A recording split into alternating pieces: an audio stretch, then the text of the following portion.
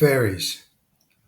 Ferries play a crucial role in the transportation network in the Philippines, connecting islands and providing essential services for both passengers and cargo.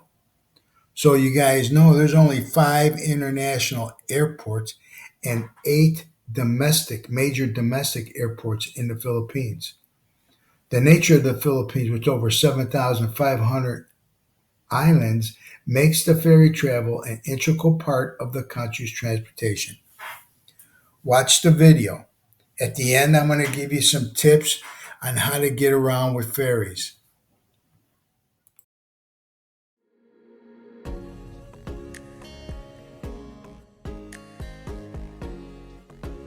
When it comes to the Philippines, getting an understanding of the ferries in the Philippines will certainly help.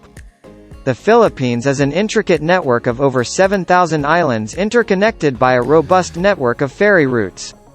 Traveling between the main regions of Luzon, Visayas, Mindanao, and Palawan by ferry is frequent and, to an extent, the lifeblood of Philippines tourism. Comprehensive details regarding everything from the funnily named Roros to the Bangkas are provided in this video. Here are the different types of ferries in the Philippines. Bangka. It would be nigh impossible to complete any vacation to the Philippines without setting foot on a bangka. These are the workhorses of the Philippines ferry network. Bangkas are the cheapest form of ferry transport and only ply short-distance routes. Also known as pump boats, bangkas are glorified water taxis made of traditional building materials like wood and bamboo. Don't let this fool you into thinking that these crafts are flimsy. Bangkas are known to be very sturdy boats and can withstand rough seas to an extent. Roros. Roll-on roll-off ferries are large ferries that are especially useful if you are traveling with a vehicle. These ferries run short to medium-distance routes. Fast crafts. These fast, air-conditioned vessels provide transport between the larger islands of the Philippines. Faster travel and the availability of modern amenities translate to a higher ticket price for these catamarans. Passenger liners. Passenger liners run long-distance routes around the islands. They transport hundreds of travelers in a manner akin to airplanes. Lower deck bunk accommodation is available in the form of economy class tickets. With a first-class ticket, you can expect an air-conditioned stateroom. Traveling in the economy is fine as long as the ships aren't too crowded. How safe is traveling by ferries in the Philippines? Well, it is as safe as any other mode of transportation. Traveling by ferries in the Philippines is as safe as driving around your city. You are in no immediate danger, but there is always the remote possibility of a mishap.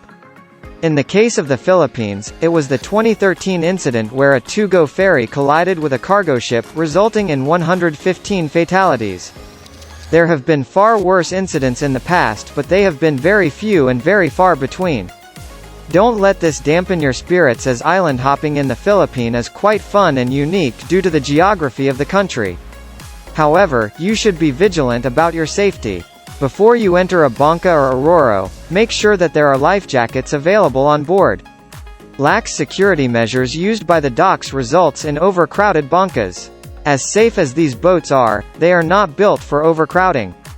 Avoid such scenarios. Also, keep a keen eye on the weather. The Philippines is notorious for its typhoons on the east coast. If the weather looks particularly rough, it might be a good idea to postpone that 5-hour trip on a passenger liner.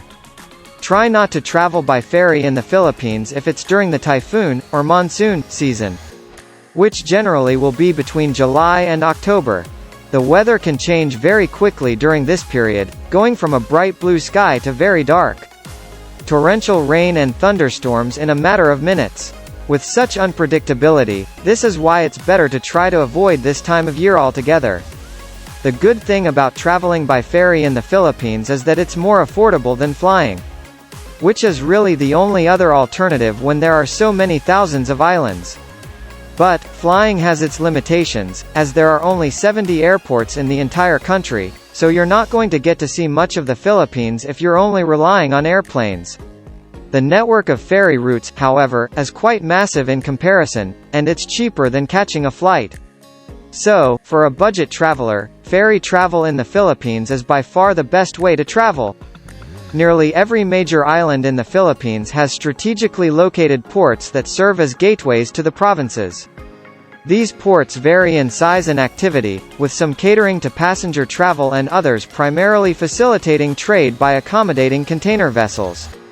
Given the archipelagic nature of the Philippines, it boasts a significant number of domestic and international seaports, totaling over 200 across the country. The Philippine Ports Authority (PPA), a government-owned corporation under the Department of Transportation, operates all ports except for Cebu, which falls under the jurisdiction of the Cebu Ports Authority. The PPA comprises 23 port management offices responsible for overseeing the ports from each pilotage district, as well as private ports owned by companies. Here are the 3 largest ports in the Philippines. Manila Port. The Port of Manila, situated in the capital city of the Philippines, is the premier domestic and international port in the country. It facilitates passenger travel, cargo transportation, and cruise ship operations. The port consists of 3 main regions: the North Harbor, South Harbor, and the Manila International Container Terminal, MICT. Located in Tondo, Manila, the Manila North Harbor includes the North Port Passenger Terminal and serves as the base for 2GO Travel, a major ferry shipping company that operates routes nationwide. The Manila South Harbor, situated in Port Area, is managed by Asian Terminals Incorporated and houses the Eva Macapagal Super Terminal for passenger services. The Manila International Container Terminal, MICT, is operated by International Container Terminal Services Inc. ICTSI, and ranks among the world's largest non-transshipment ports with an annual capacity of more than 3 million TEUs.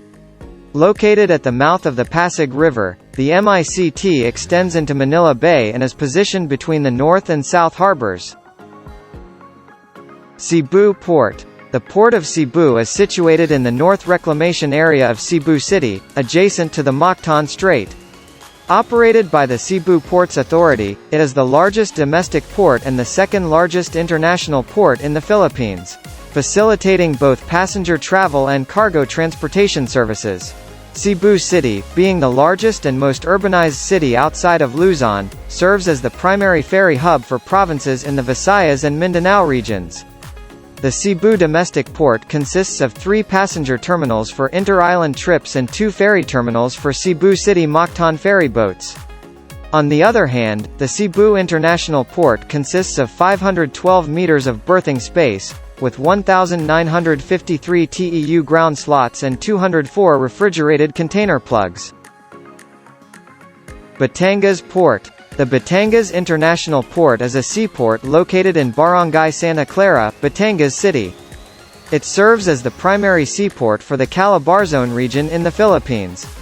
Situated just 2 to 3 hours south of Manila, Batangas Port acts as the gateway to popular destinations like Puerto Galera, Mindoro, and the renowned beach paradise of Boracay. The port comprises both passenger and container terminals. The Batangas Passenger Terminal consists of 3 terminals, primarily catering to ships and ferries bound for neighboring islands. On the other hand, the Batangas Container Terminal, run by Asian Terminals, handles cargo shipments for industries in South Luzon. Here are the biggest passenger shipping companies that are currently operating in the Philippines as of 2023.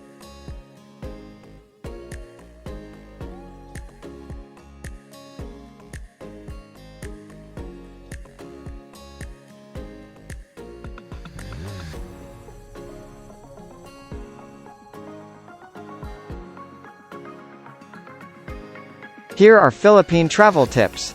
Ticket reservations. It is advisable to book ferry tickets in advance, especially during peak travel seasons, weekends, and holidays. Some ferry companies offer online booking platforms, but most tickets can be purchased directly at the terminals.